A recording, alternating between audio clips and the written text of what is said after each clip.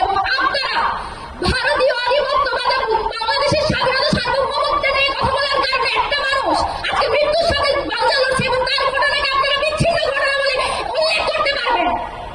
Secondly, এই interim government কিছুদিন পরে আমাদের ইলেকশন, সেই ইলেকশন যে তারা করবে ঠিকঠাক মতো, যেখানে তারা বলছে উসমান হাদির ঘটনা একটা বিচ্ছিন্ন ঘটনা, এখানে প্রত্যেকটা রাজনৈতিক দল বসে আছে, এখানে কার জীবনের নিরাপত্তা আছে, কতটুকু তারা নিরাপত্তা নিশ্চিত করেছে, তারা সেই প্রশ্নের জবাব দিক।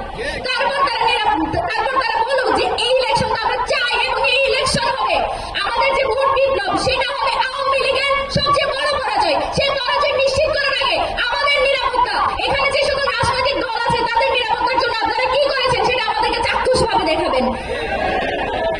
এবং আরো একটা যেটা কথা, আজকে আমার ভাই আহত হয়েছে প্রায় 3 দিন, 72 ঘন্টার বেশি সময় আমার ভাইকে বিদেশে যেতে হয়েছে। আমরা কোনোদিন আসলে চিন্তা করি নাই যে ভাই এরকম নিস্তেজ অবস্থায় বিদেশে যাবে এবং আমাদেরকে চোখের পানি সহ তাকে বিদায় দিতে হবে।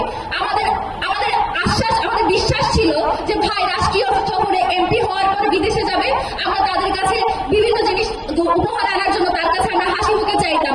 আজকে আমার ভাইকে এভাবে বিদায় দিতে হয়েছে। এখনো পর্যন্ত যে সকল অপরাধী অপরাধ সংঘটিত করেছে, এবং খুব স্পষ্টভাবে একটা কথা আমরা ইনকিলাব মঞ্চ থেকে জানাই, এখানে কিন্তু কোনো একক বা 2 জন শুটার এখানে কিন্তু ইনভলভ না, এখানে কিন্তু পুরো সিন্ডিকেট